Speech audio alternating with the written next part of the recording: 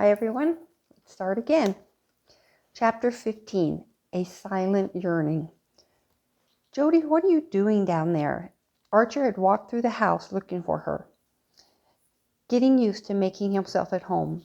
He found her kneeling on her hands and knees in the backyard flower bed with a trowel in one hand, a pot in the other, and dirt on her face. Looking up at him with pure joy, he thought she was the cutest thing he'd ever seen. Oh, hi, Archer. I'm just planting some daisies. I just love daisies, especially Gerber daisies. She exuded such deep contentment that even being found in old cut-off shorts and a ratty tank top with dirt smeared on her face and arms didn't seem to spoil her mood. Well, if you plant any more, we're going to lose you in all the foliage. He knelt beside her and surveyed her work. They do look pretty, I have to admit. Don't they, though? And tomorrow I'm going to plant some ferns and hostas under the tree in the corner and some lilies on the side of the fence. I've never seen anyone enjoy plants the way you do. With a longing look and soft voice, he said, You have some dirt on your cheek. Do you mind? He reached over with his right hand to touch her face, hesitating. He then used his thumb to rub her cheek. Oh, gosh, I must look a mess. Innocently, not knowing the movement made her look sweet, she tilted her head to her shoulder in an attempt to remove the soil. The gesture had trapped his hand between her cheek and shoulder. He marveled at how soft her cheek was and realized it was the first time he could remember ever touching her face. But even with the soft touch of her cheek against his palm, it was the seductive softness of her shoulder on the back of his hand that gave him a quick jolt. When she realized his hand was caught under her cheek, she looked up slowly at him, a little surprised she wasn't embarrassed. She straightened her head and continued to stare into his eyes. He moved his hand to her jaw and delicately rubbed the dirt from her cheek. You didn't get it, he whispered, afraid that any sudden movement might scare her into realizing their close proximity. Let me help. Thank you, she replied in a low murmur. No problem. They stared at each other, hers locked on his by friendship, confusion, his by anticipation and desire. For 1 second in time the world had stopped turning for Archer. He swallowed hard when he saw her take a deep breath of air, rising her cleavage above the cut of her tank top. Mom, I got a hit. Dougie J had run through the back door with a baseball in his right hand and his glove in his left, as if the technique helped balance him as he ran. Jody and Archer broke eye contact and jumped apart. You did? Jody stood up quickly and watched her son bound toward them. Yeah, I forgot to tell you. Archer looked down at Dougie J with pride. Our little slugger got a hit today and actually made it to second base. Oh, I'm so proud of you, honey, Jody beamed.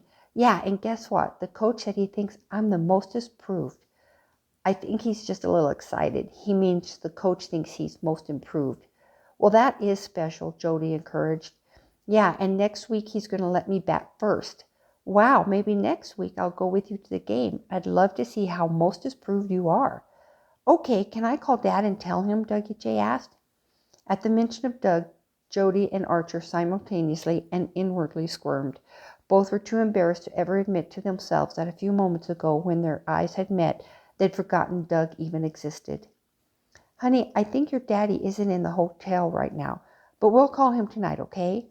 Okay, Dougie J showed a smidgen of disappointment as he drew out the word. Will he be home next week to see me bat? He'll be home Tuesday night, sweetie. Then I think he has to go back on Sunday, so he might be able to make it to your game if he's not too tired. Turning to Archer, Dougie J asked, Will you be with me again too, Uncle Archer? I wouldn't miss it for the world, buddy, if it's all right with your mom. Of course it's all right with me. I don't know what I would have done without you these last few weeks with Doug being gone so much. And I know he appreciates you being here to help Dougie J. The flight from San Francisco to home every week is exhausting him. I've had a great time, Archer replied. In truth, it had been the best summer of his life. Doug's trips back and forth had taken more of his time than anyone expected, and Archer had stepped in as a good friend and extended uncle to help. It was a chance to feel the need of family he so desperately wanted, even if they were Doug's family. I hope we haven't taken you from anything important. You just let me know if it gets to be too much. Jody looked at him from beneath her lashes, afraid he'd see the fear in her eyes that he'd tell them he couldn't continue to help out. To tell you the truth, it's been a nice break from practices, and if I have to spend one more Sunday watching clips of our games, I think I'll throw the TV through the window. Jody laughed. We wouldn't want that now, would we? And to show you how much we appreciate it, why don't you come to dinner with me and the kids tomorrow to see their grandparents? I don't know if I should. I don't really know your parents all that well. I'm sorry, I should have made it more clear. We're going over to see the Colonel and their Grandma Warren. It's just Sunday dinner, and I know they'd love to see you. Archer was relieved she didn't mean the Olsons. Truth was he hated her old man. As far as he was concerned, Mr. Olson was the biggest asshole on the planet. He hid his emotions for her dad and piped up. I haven't seen them since Rob's wedding. Yeah, and if you don't mind, I'd really like that. That's great. Why don't you drive with us? We're leaving around 11. I'll be here. They stood and shuffled their feet, unsure of how to part. Fortunately for Dougie J, he broke their unease with eager youthfulness. Mom, want to see how far I can throw my ball? You know I do. Let me see. Dougie J walked backward a few steps with the seriousness of a major league pitcher. He adjusted his glove in his left hand, took a sideways stance, threw the ball into the glove a couple of times. Then, with added exaggeration, he pulled his left knee up to his waist, lifted the ball in his right hand over his head, and threw the ball with all his might. Jody, Archer, and Dougie J all stood and watched as the ball flew over the back fence. Wow, did you see that, Mom? Wasn't that far? Oh my, that was far. Jody truly was surprised. I'll go get it. Dougie J was already headed for the back gate. Whoa there, Slugger. You know you're not supposed to be outside the fence. But, Mom, I don't want to lose my ball. I'll go get it for you. I don't want you in the weeds. There's poison sumac out there, and the last thing you need is to get into that. You'll itch for days. Besides, as far as you threw it, I'd be surprised if it didn't land in the river, Jody teased him. Aw, Mom, he giggled. Why don't I go get it? Archer hurried to the back gate and swung it open. The back fence of their yard paralleled the cement path that ran behind all the houses down the block and separated them from the wild vegetation that banked the Mississippi River. The ball had landed just a foot over the fence into the grass. Here you go, he said with a smile as he brought the ball back to Dougie J. You better be careful. With an arm like that, you could throw it clear across the river. Dougie J laughed and grabbed his ball, obviously enjoying Archer's teasing. Mom, I'm going to go show Mikey how far I can throw, okay? All right, but don't be gone long. She watched as her son ran for the house. Oh, hey, she said. Look what I found in my flower bed. Jody tossed the trowel on the ground and fished in her shorts pocket. She pulled out a little Peter Pan doll. Dougie J had stopped and watched as his mother pulled out the toy. Coming back to stand in front of her, he reached out his hand. Did you find Tinker Bell too? No, is she in there too? Jody cocked her head and looked down at her son. What are they doing in my flower bed? That's where they live. Dougie walked around his mother, tiptoed over a row of pink primroses to the base of a tree that stood in the corner of the yard, brushed aside a leaf with his foot, and bent to pick up the little green Tinker Bell doll. He held it up to show his mother. See, they live in the forest and they were sleeping till I got back, he explained. Oh, well, that explains it then. I'm sorry I disturbed them, she offered with embellished sincerity as she did a slight bow. That's okay. They needed to wake up anyway, Dougie explained in all seriousness. Archer tried not to laugh at the display and hid his mouth behind his hand. How about the next time I find them there, I put them on the windowsill in the kitchen so you don't lose them, Jody continued. That's okay for Peter, Mom, but Tinker Bell likes to be outside because that's where the other fairies live. I see. I certainly wouldn't want to take her away from her friends. If that's where you think she's the happiest, then I'll leave her alone. But for now, why don't you take her in with Peter? Because I was going to fertilize, and we don't want to get it on them, do we? Kay, he grabbed the dolls and fumbled to get them in his pocket. Can I go to Mikey's now? Yes, you may go to Mikey's. Be back in time for lunch, though. She barely got the last statement out before he disappeared into the house. Archer hated to break the family scene he was reveling in, but he felt he was dangerously close to asking if he could move in. I'd better get going myself. Yes, of course. We've taken up enough of your Saturday as it is. Jody looked down at the pot she still held and gently cradled it in both her hands. bringing it to rest between her breasts like a mother protecting its young. She bent her head to smell the orange petals. Archer watched her, marveling at her tenderness. He stood just close enough to her that he could smell the musk from the earth on her skin, the sweetness of the flower in the pot, and the scent of his desire as they mingled together to make his insides ache. He knew he was in danger of doing something he'd regret, so he quickly backed away from her and stammered, how about if I come by sometime around 10 and we'll stop and get some donuts for the road? Do you think the kids will like that? Yes, that would be great. She looked up, unaware of how her actions were affecting him. He half ran, half stumbled to the back door, waving a hand at her above his head without ever turning around. See you tomorrow.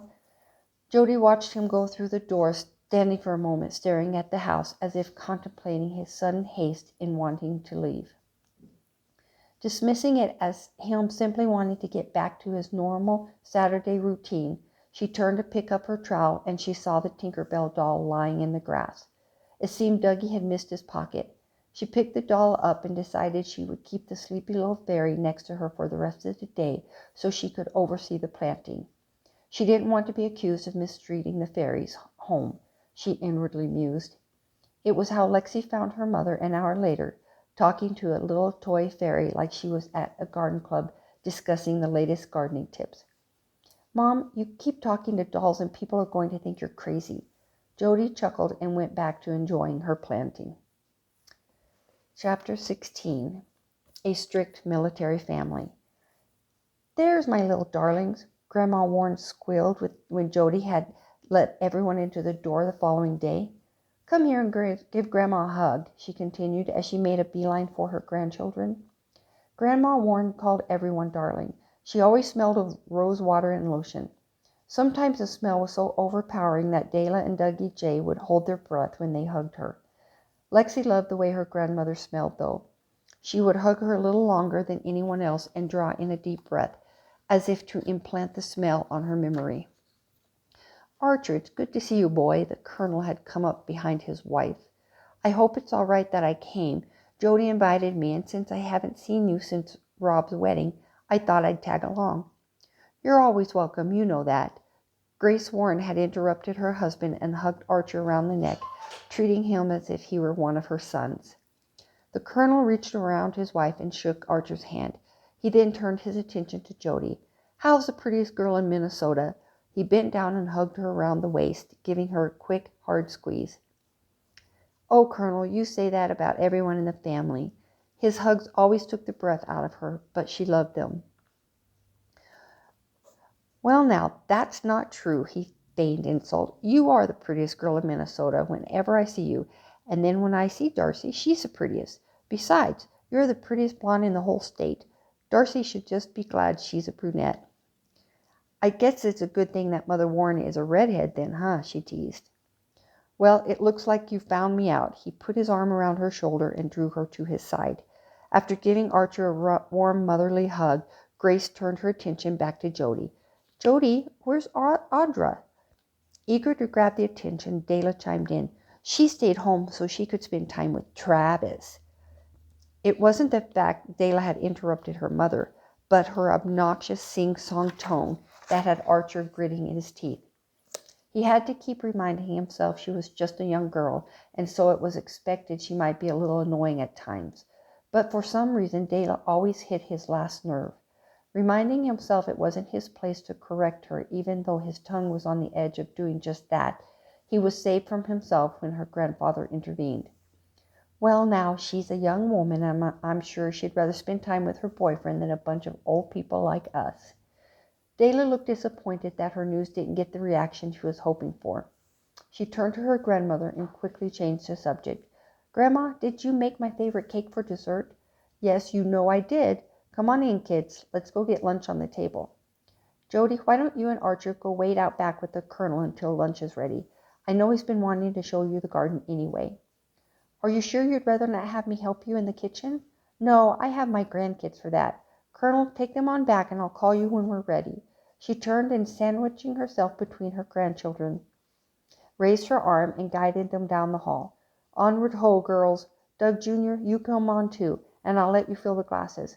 I have a new jug that is just the right size for little boys." Jody and Archer watched as the foursome walked away from them like a marching band being led by a drum majorette. Archer turned and saw Jody smiling. She looked up at him, a little embarrassed he had caught her staring at her children like they were rare gifts on earth. "She's so good with them." She looked away quickly as if she were embarrassed of being proud of her children, turned and followed the colonel to the backyard. Archer stood for a moment marveling at what seemed to be Jody's one major vice, her children. A small round patio table with matching chairs and an umbrella had been set up on the grass just yards from the river that served as a peaceful backdrop. Rays from the sun bouncing off the breeze created waves that made zigzag patterns of miniature lightning bolts that struggled valiantly to strike the shore before they dissipated. The combination of wind and sun had the blue and white stripes of the umbrella blend into the lapping water, causing Jody to feel a slight dizziness as she stared at it, trying to mentally separate the two entities. It put her in a dreamlike state as if she were part of something surreal. It was hypnotic as she tried to make sense of the movement, one against the other. Becoming a little lightheaded, she sat down at the tiny table and refocused her attention. As she took her seat, it dawned on her that usually when her mind was captured by moments of strange fascination, it would make her confused and the panic attacks would overtake her thoughts and made her anxious. But not this time. Why, she wondered. Fact was, as she thought back, she hadn't had a panic attack in several weeks and no rapid blinking episodes. When was the last time? How long had it been? Then it hit her.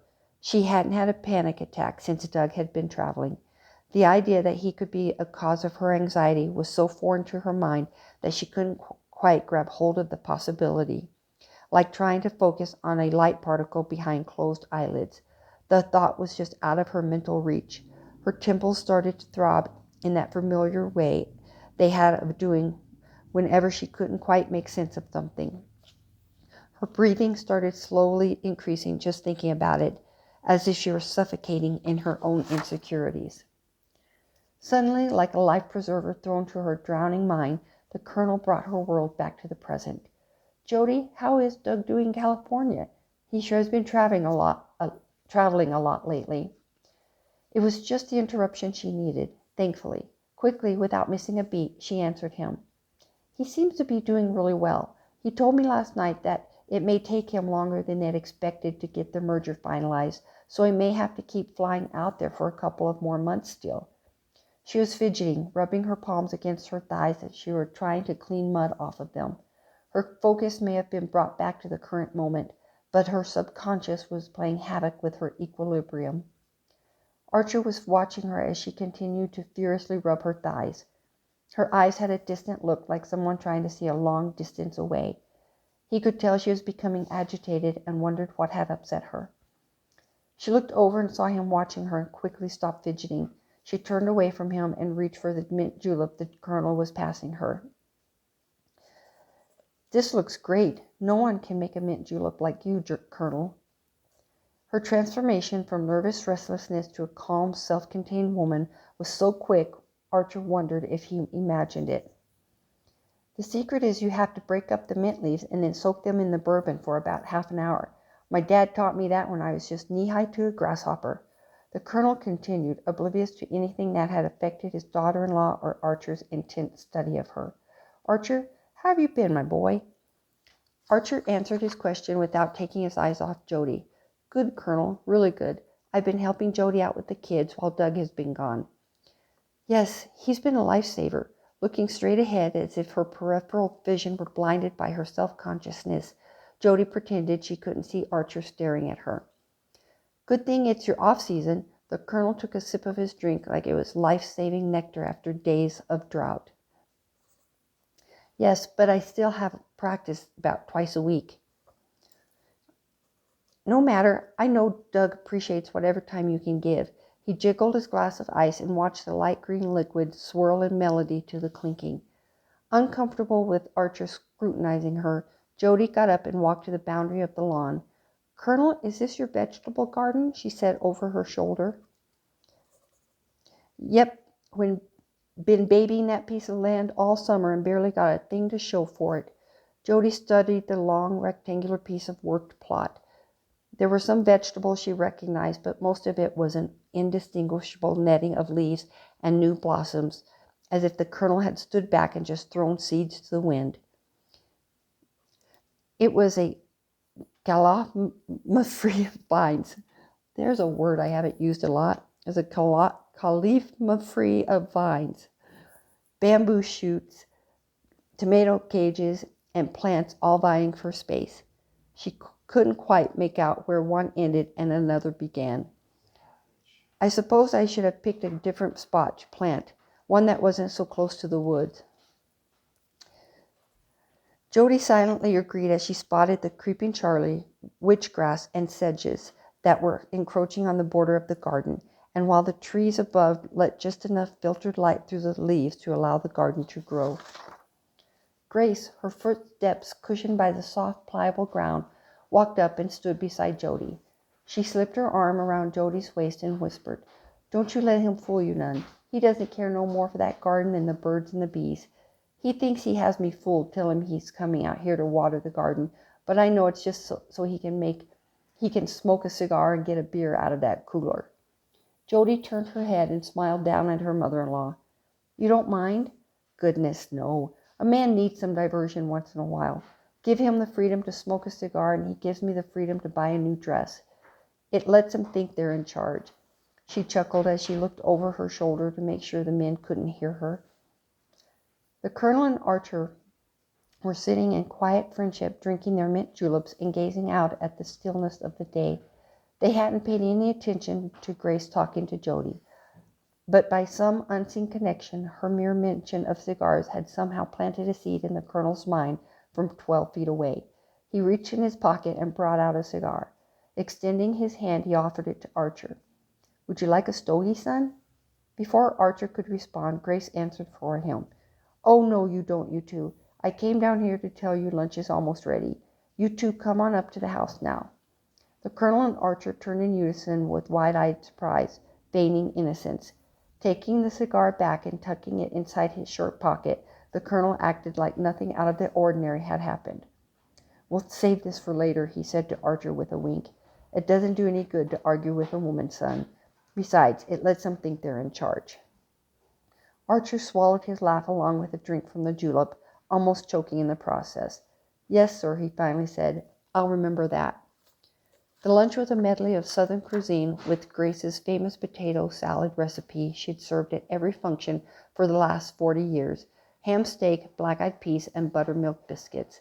The whole luncheon was served with side dishes of stories and laughter. "Lexi, you eat up now, you hear?"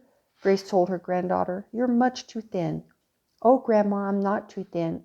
I just have small bones," Lexi defended. Hating when people focused on her weight, Lexi quickly brought the conversation around to what she knew would change it. "Besides, I came to lunch today just to get some of your dessert." Jody seemed pleased that Lexi was actually eating anything at all. "Mississippi mud pie, yes sirree. No one makes it better than your grandmother," the Colonel boasted. As everyone was finishing their lunch, Jody took advantage of finding out about the other family members. "How are Rob and Darcy doing, Mother Warren? I haven't had a chance all summer to give them a call." "Oh, they're doing just fine. I saw them last month when I took Darcy a quilt I had finished for them. I didn't have time before the wedding to get it done." "They're happy as two pigs in slop," the Colonel added. "George, that's an indelicate way of putting it," Grace said in a half-hearted attempt to scold him. It was a rare occurrence for Grace to call her husband by his first name, always referring to him as Colonel. "But I have to admit I think he's right, and I wouldn't be surprised if we don't get another grandchild soon." "Oh, won't that be wonderful?" Jody added. "Children, wouldn't it be nice to have a new cousin?" she asked, turning to smile at 3 of her own. "I think it would be great," Lexi squealed. "Do you think it will be soon?" "I wouldn't be surprised none," the Colonel replied. "Colonel, how is William doing?" Archer joined into the conversation.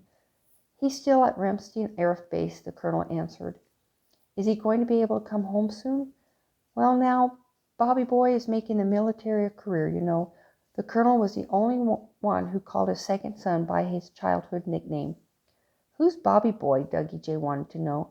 Bobby is your daddy's younger brother, William. Grandpa calls him Bobby, Jody explained. I guess you wouldn't remember him, would you, Dougie?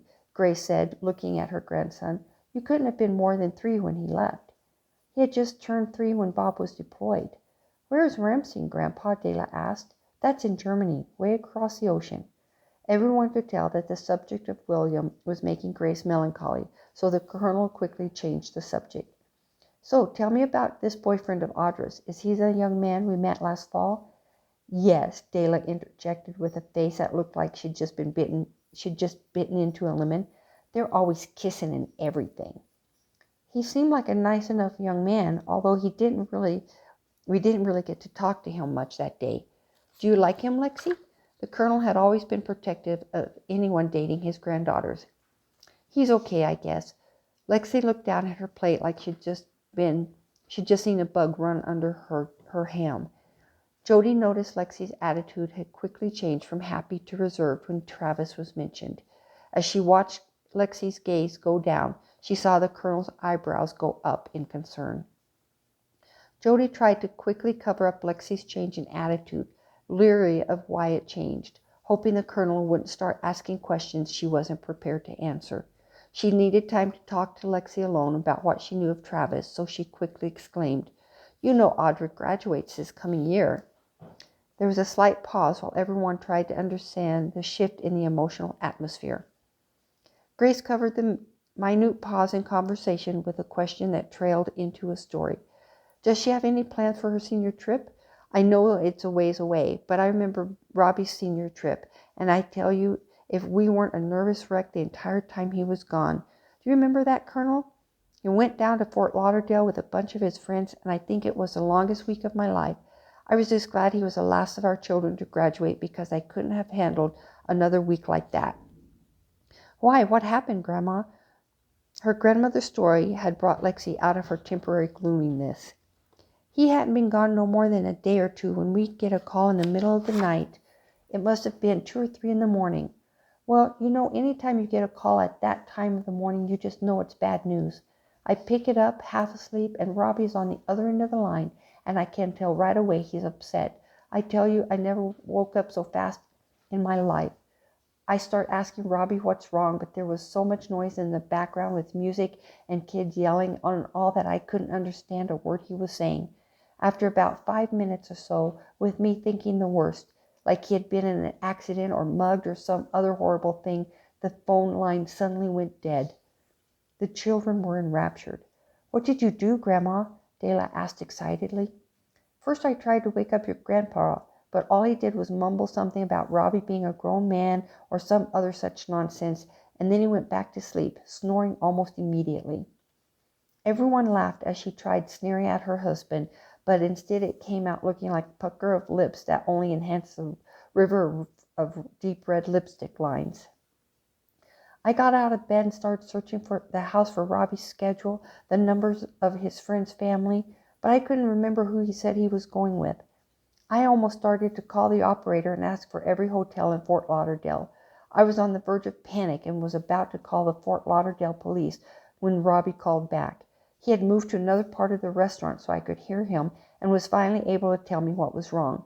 Turns out he had lost his wallet and didn't have the money to get back to his hotel. His friends had all left him and gone to a club, and he was stranded about 10 miles from where they were staying. I could tell he had been drinking, which was bad enough.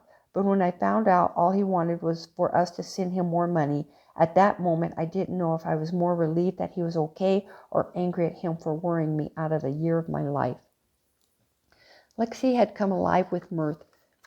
And you never even woke up, Grandpa? She hiccuped with a chuckle, looking over at the colonel. Now, don't blame me, he pretended to be offended. I knew if he was in any real trouble, we would have heard from the police.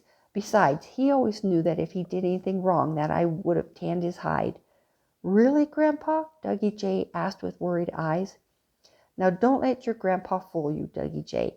Your grandpa is just a big teddy bear, Jody said fondly as she smiled at the colonel. Well, I, for one, was never so worried in my life. Grace exhaled with a breath of relief like the incident had just happened the night before. I can just see him half drunk and trying to get back to his room. I know Rob. He was probably trying to hitch a ride with anyone with wheels, Archer laughed. Don't you just know it?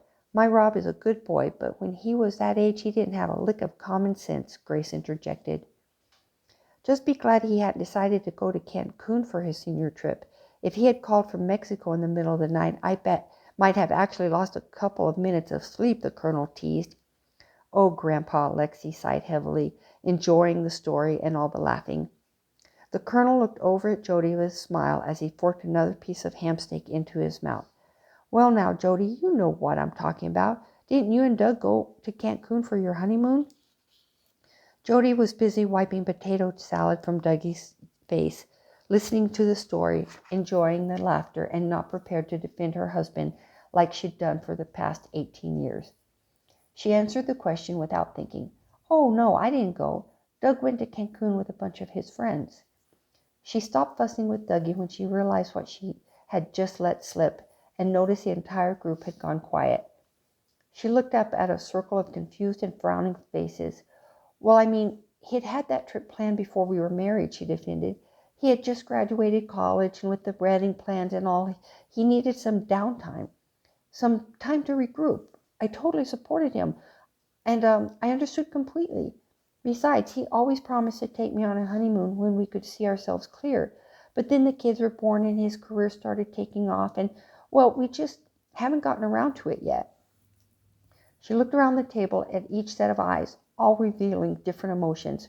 Grace was perplexed. Archer sat in stunned silence. He remembered that trip because he'd been on it.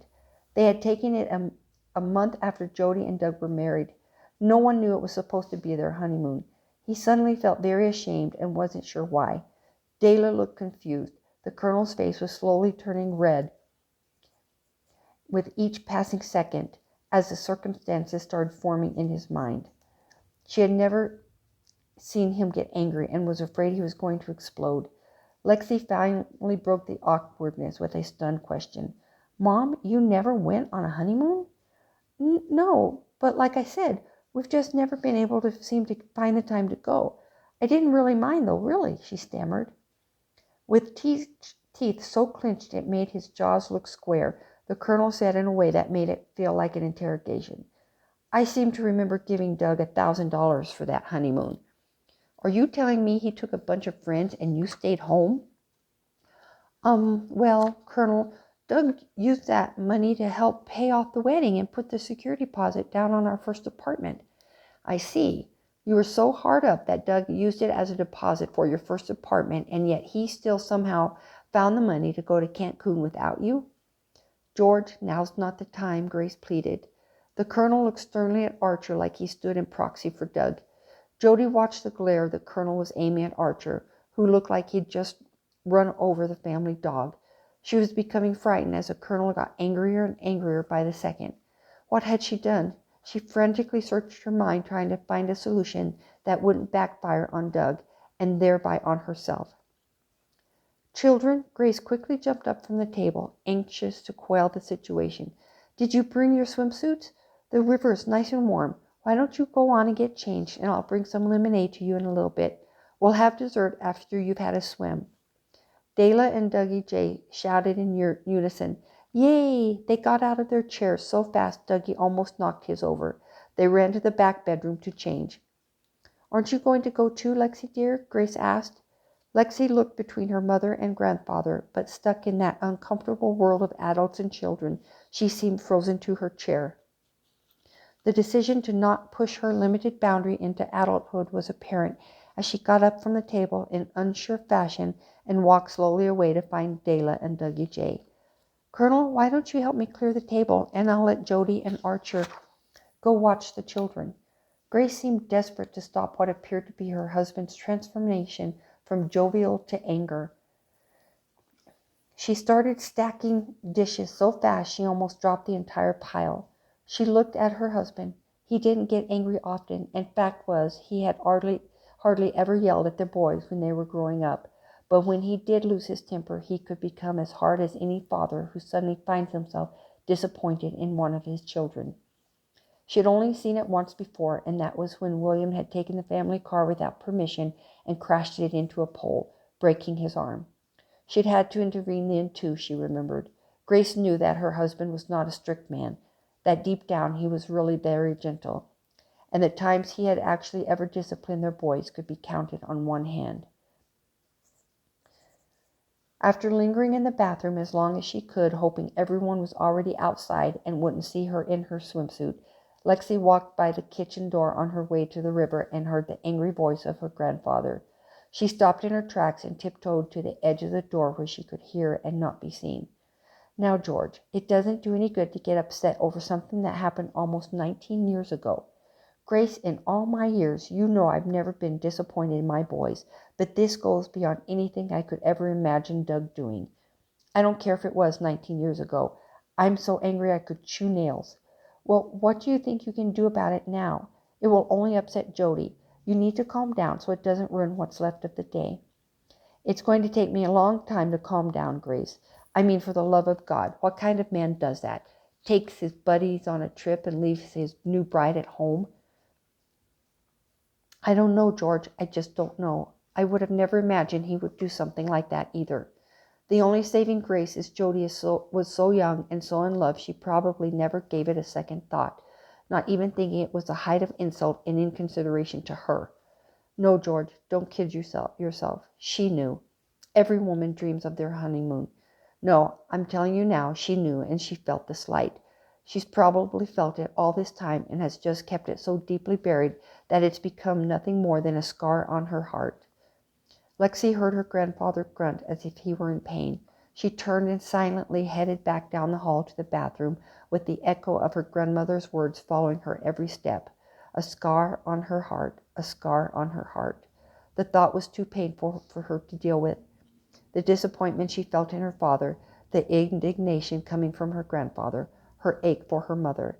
She walked into the guest bathroom, quietly closed and locked the door, then stuck her finger down her throat and threw up her lunch. The end of that chapter. 2 chapters. Okay, see you later. Bye.